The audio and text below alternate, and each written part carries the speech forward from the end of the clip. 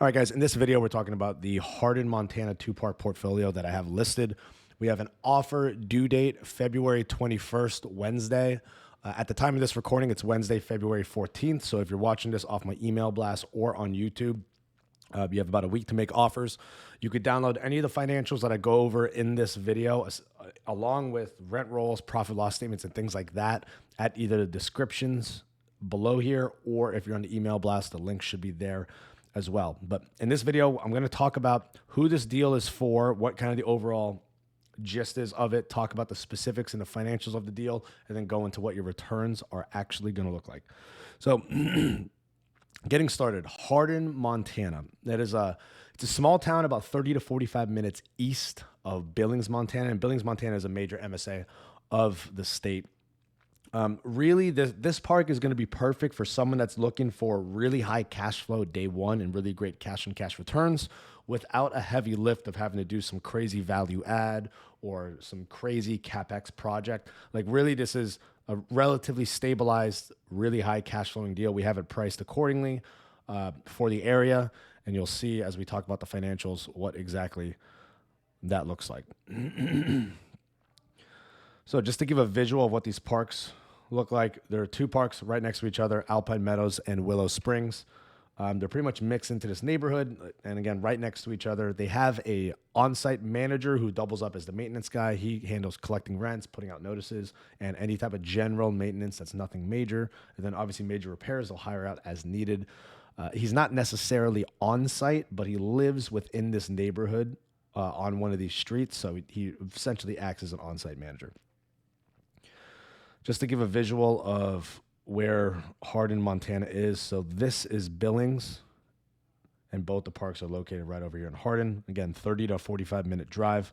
Billings, Montana, and this is within the Billings MSA, is a really great growing area of Montana, and there's a lot of major operators within this town. So this would be a great bolt-on for someone who's a major operator in there. Or if you're a first-time buyer and you're just looking for a really good cash-flowing deal to get some management experience without having to have a heavy lift, like I mentioned, of like big CapEx projects, this is good for you. Let's talk about actual nuts and bolts of the deal. So between the two parks, we have in the OM the actual breakout of how many lots and everything at each park, but they're essentially right next to each other. It's treated as one park. They're going to be financed together too. So you have 42 total lots. You have one tenant-owned home at $410 a month. You have 16 rent-to-own homes at 442 lot rents plus $255 a month RTO payment average. And what this is it's a rent-to-own / seller finance contract to sell the homes off to the tenants on a payment plan. The benefit of this is that you could still get your lot rent portion and park-owned home income essentially without any of the maintenance. And then he has 17 occupied park-owned homes. And again, we separate out the lot rents from the park-owned home income, just how most lenders like to do. 6 vacant park-owned homes, and this is really where the upside is of the deal. You got 6 vacant park-owned homes that need to be rehabbed. Now, these are 1970s, 1980s homes. They need light to moderate rehab, maybe some heavy rehab, but they're not junkers where you need to get these demolished. So at least you don't have to spend money bringing in new homes or doing home transportation costs. It's really just rehab the units there, and you can increase the cash flow some more. Vacant lots, you got 2. Those have full infrastructure ready to go. We have in here, this is the like current assessed value, so to speak, of all of the park and homes and RTO homes. For those of you that might be confused why we have this, so it's not appraised value, so to speak, but well, it is because the state of Montana, they do like this assessed value, appraised value sheet rather than titles that are registered. So these act as the titles. We have the actual hard copies of them. But the good thing is you at least have some type of like assessed value of what these homes are. I don't put a lot of weight on assessed values, but it is good to know and see in there. And you'll see some of these are valuable homes. Like we have a 1997 home in here that's assessed value of $17,000, $33,000. Like you have some valuable homes there. This is the RTO payment schedule, so you can see what lot number and what their actual home rents plus RTO payment and their end dates are. All these RTOs last until 2029 with a couple in mid to late 2028. So this additional rent-to-own income is not going to be going away for at least 5 years. So let's talk about financial metrics and just an overall snapshot before I get into the actual expenses. So right now at the 1,050,000 asking price, you're at a 13.26% real day one cap rate. If you get general bank financing terms, let's say mid 7% interest rate, 70% LTV, amortized for 25 years with no interest only, you're going to look at 23% cash on cash returns. Now, one thing that I really want you guys to focus in on, I really want to emphasize this so you guys can see me. I promise you there is not a single deal on market or off market where you're going to be getting a 13% day one cash flow, day one cap rate with over 20% cash on cash returns day one with no crazy CapEx issue or crazy issue. Like this is genuine cash flow day one you can get into. Majority tenant on homes, yes, a good chunk of them are RTOs, but the maintenance of having a park on home park, it's not labor intensive and you have tons and tons of cash flow. So I know a lot of people are going to push back. Well, it's Hardin, Montana, not Billings. It's not a dying market. Yes, it's a small town outside of Billings, but you are getting cash flow where you're getting north of 20% returns on your money day one. So if you are looking for a cash flow deal, which a lot of you guys reach out to me saying, hey, I need something with that's at this type of double digit cap rates or double digit returns day one, this is the deal for you. So I really want to emphasize that before we get into the financials. And you'll see here in our pro forma, and on the pro forma, just to give a quick snapshot, we assumed just standard 5% inflation increase per year. You got it occupied by year two. And if you look at what your year two and year three pro forma looks like, you're north of a 20% cap rate and you're north of a 30% internal rate of return by year two. And then by year three, you're north of 33%. And then this is going to continue to go up as rents go up with inflation. So I promise you, nowhere are you going to find this much cash flow. This isn't going to be some sexy deal where you do some crazy infill and you double the value of the property year one. But if you're looking for a consistent cash flow over a 3, 5, 10-year hold period, this is going to be a great deal for you. And like I mentioned, it's already on city utilities, and there is still some upside there that I want to talk about.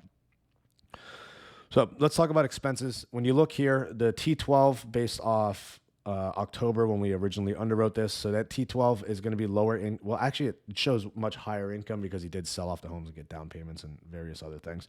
But you're going to see like his actual lot rental income and home rental income is going to look lower in his T12s. That's because he raised his rents over time while he got rid of bad tenants and filled it in with good ones. You can see here, expenses, we already took into account where the taxes are going to go. Insurance costs, we adjusted $100 a month. Staffing, he pays his actual manager there $20,690. We even increased that to give you guys a little bit of leeway to $24,000. General admin, standard assumption, accounting, legal, standard assumptions, phone and internet, or any type of software, standard assumptions. Electric, we kept the bills the same. Water and sewer kept the bills the same. Gas kept the bills the same. Repairs and maintenance. This is from a lot of home rehab that he doesn't have separated out. We separate out the lot rental portion of things. So typical standard assumption there, 200 a unit. And then we actually added in a 6% property management fee because I know a lot of you syndicators are going to have that when you're running your numbers. And then park on home separation with expenses. Again, a lot of this doesn't matter because the seller's T12s actually show a lot more income than we have. But this is a real good, genuine like operations cost now if you look at his last 3 months of income and expenses. So let's talk about some specifics on the property just to give you guys a visual while I pull this up. An important thing, before a lot of you ask questions on this deal, I recommend within our property files, we have a thing called the property questionnaire. And the property questionnaire is pretty much a list sheet that we have of all of the general frequently asked questions you could think of. So like, how was the manager paid? When was the last rent increase? What's the property appraiser's website? How many parcels is it? What's the zoning? All things like that. We have all of that within this property questionnaire. So if you guys have questions on the deal, review the offering memorandum and the property questionnaire, figure out what your offer is going to be. And then as you're diving in, go into the profit losses, rent rolls, and things like that. Because a lot of times in the P&Ls, it just gets messy where it's hard to digest. Our job as a broker, I clean this up for you so you could see it, easy to read within the property questionnaire and the offering memorandum. So let's talk about this, Alpine Meadows and Willow Springs. So he bought Alpine Meadows in August 2022 and then Willow Springs in January 2023. He was planning to build out a portfolio here. The owner of this property, he has a big portfolio all throughout the Midwest, and then he was looking to build this up over in Montana. Both parks ended up taking a little too much of his time away from his core portfolio, so he's looking to just sell them so he could focus in on his main holdings in the Midwest. In that year that he's owned it, what he did is he got rid of all the bad tenants and then filled them up with good tenants, raised the rents a little bit, and started to sell off homes on rent-to-own contracts. That's why you guys see it's like partially rent-to-own, still some park-owned homes. Let's talk about the manager. Yeah, he's got one manager there. He lives a few blocks away from the park, like I mentioned. He does both the management and maintenance. That guy is aware that he's selling the park, so if you guys need to do a drive-through or you want to meet the manager with any questions of it, that won't be an issue.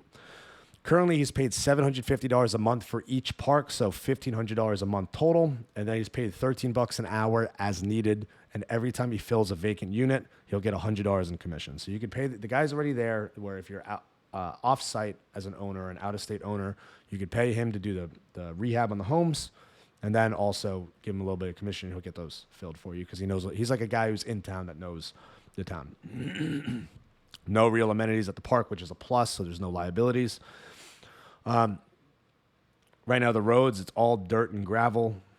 They're in good condition. There's no issues there. This is a little more just specifics that you don't need to know. There's security deposits, background checks, standard application fees.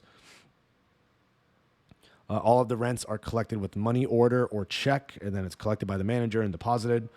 Standard practice, due on the 1st, late on the 5th, $60 late fee. The seller's collections are really, really good. He's almost 100% collected every single month since owning this after evicting, obviously, the bad tenants. That was the first thing he did when he got in there. And again, for the titles, it's like a bill of sale. Seller has all of them. And then water system. So I got to specify which of the parks, but you'll see here part of the upside that we have with this deal, aside from filling those vacant homes, is you're going to see water recapture. So right now, his utility income is at $4,851. His actual water bill is at $21,900. So a couple factors at that. Only one of the parks is sub-metered, not both of the parks. So he only builds back at the park with sub-meters. So a very easy way you could increase the revenue 15,000 by around 15,000 or not. Yeah, by around 15,000 to get close to the actual full recapture rate is one, the one that's sub-metered. Southern Water Management reads the meters remotely and bills it back to the tenants, and then they take a fee. Usually that fee is anywhere from 20 to 40%. We do have those water bills in there. But now, the park without sub-meters, you could easily just bill back at a flat rate. Sure, you're not going to recapture as much of exact usage as possible, and it's going to vary each month, but you could start to recapture a lot of that additional income that you're missing out on. So aside from rehabbing the homes, which might be some work, aside from filling the vacant lots, which is going to be a lot of work, a really easy upside, aside from this already being north of a 13% cap rate and 20% cash-on-cash returns day one, instantly you could just start to increase that bill back, and that pro forma I did earlier with the increased cash-on-cash returns and increased cap rate, I didn't take into account additional utility bill back, so that's something you could easily run your numbers day one and get that closer to 80, 90% recapture instead of now where it's essentially 25, 30%. Financials, so seller has clean financials. You can see here what the utility breakout is. But overall, pretty standard of a deal. If you guys want to download those financials, again, in the descriptions below, or on the email blast, or if you go to otherstreet.com and to current listings, you will see the Hardin, Montana portfolio. And it is loading. There is also one other thing I want to talk to you guys about. The seller does actually have a third park in town. Now, not in town, but here you go. If you want to download it, offering memorandums right here. You don't need to sign any NDAs for that. And then all of the financials are right here in the actual documents tab. You can go through some of the photos too. One thing I do want to talk about for you guys is we do have another deal. Let me drag this off so you guys can't see. So the seller also has another property, and I'm just going to give you a quick overview, but you actually could acquire a portfolio here of 3 parks, not just the 2 in Hardin. And that is because in Roundup, Montana, the seller has another 22 units. and it's called Highland Mobile Home Park. This one's listed for 1.2 million, 22 units. The income at this one is a lot higher. But on the flip side, it is a smaller park, but it is city maintained roads. This one also has a manager in place. I think it's $750 a month for collecting rents and things like that. Similar kind of breakout here as far as the actual tenant quality. But let me just show you guys where it looks like on a map.